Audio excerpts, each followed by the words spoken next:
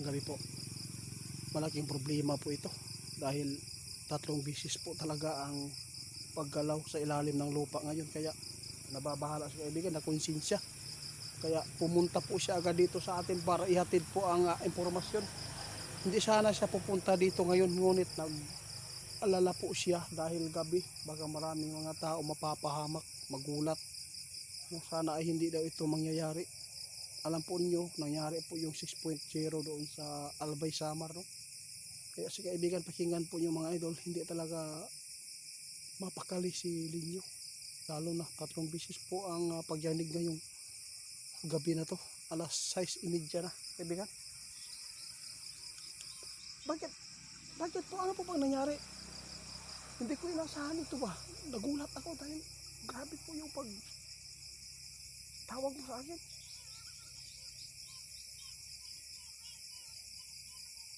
Diyos ko. Guys, nag-alala si Linyo. Hindi daw talaga siya pupunta dito ngayon. Ngunit nababahala siya sa mangyayari dahil maraming tao ang matutulog mamayang gabi. Guys, ingat po tayo. Guys, kaibigan, nag-alala po. 3 bisis po talaga ang paggalaw sa ilalim ng lupa, kaya agad po siyang sumugo dito para ihatid. Mag-ingat po tayo, maghanda lang po tayo kung mayroon po mga bahay dyan na 4 story, no? 2 story. Sana mapakinggan po niyo ito. Dapat doon lang muna tayo matulog sa ground floor. Oh. Nag-alala talaga si kaibigan, mga idol, dahil iba po ang paggalaw. Sana ay hindi ito malaking problema na masagupan ng tao. Sana hindi malaki. Kaya sana po hindi malakas na lindol ito, dahil nababahala si kaibigan. Dahil sa nakita po nila informasyon, agad po siyang pumunta kahit busy.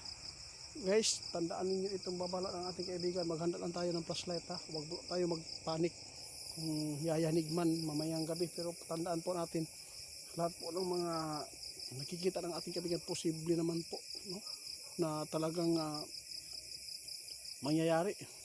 Marami naman po ang mga tao ngayon na nanalangin po na sana ay hindi magkatotoo. Kaya sa lahat po ng makapanood sa amin, paki-report Negosyo Hunter 88 Fans 2.0 sa Facebook page, no?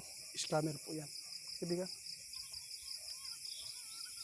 Nagulat ako, nagluluto pa ako eh. Okay lang po yan, kaibigan. At least nalaman namin na mayroon pong impormasyon na nakita po nyo sa ilalim po ng lupa. Guys, tandaan ninyo, 3 bisis ngayon sunod-sunod ang paggalaw sa ilalim ng lupa, kaya ikinababahala ito ng ating kaibigan. Agad po siyang pumunta dito sa atin para maghatid po ng impormasyon. Medyo nakakabahala ito, mga idol, dahil gabi pa naman, no? Maraming matutulog. Kung sino man po ang mag-share dito, maraming salamat. Oo, kung wala, salamat din, di ba?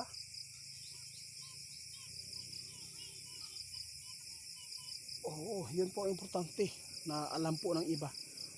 Mga kaibigan, no? Shout out pala kay Ma'am Jing Siriaco, mga Siriaco, at saka si mga Family Diliaban, no? Mega love shout out po sa taga Negros. Salamat sa inyo.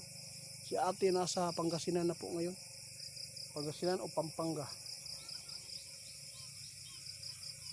Oo, salamat kaibigan. Ate Blomaris, mega love shout out. Guys, tandaan po ninyo itong babala ng ating kaibigan, na 3 bisis po daw ang kanilang nakita ngayon na paggalaw sa ilalim ng lupa. Nababahala po sila, kaya agad po silang sumugod dito sa atin. Nagluluto pa sana ako. Kaya sa lahat po ng makapanood sa amin, kayo na lang bahala maghusga kung paniwalaan ninyo ito. Basta kami nakapaabot na pa kami. Yun po, mag-ingat po tayo, mga idol. Mamayang gabi matulog man tayo, kailangan manalangin lagi. Kaibigan,